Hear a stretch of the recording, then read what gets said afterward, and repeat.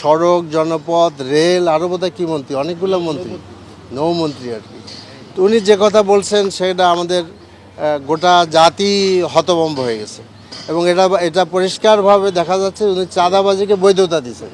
এবং এটার দ্বারা কালকে আমরা বুঝতে পারছিলাম যে এবার দ্বিগুণ উৎসাহে চাঁদাবাজি শুরু হবে, এবং হয়েছে তাই।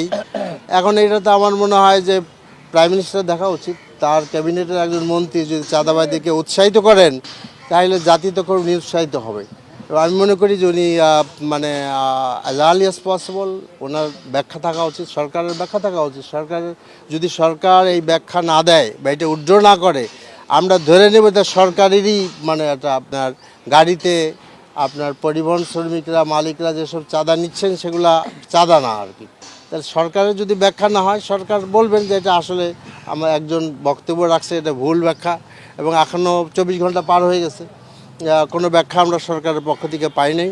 কাজে এটা আমি মনে করি এতে চাঁদাবাজি অনেক বেড়ে যাবে, এবং যার ফলে মানুষের ভোগান্তি বাড়বে, এটা দুঃসহ হয়ে যাবে।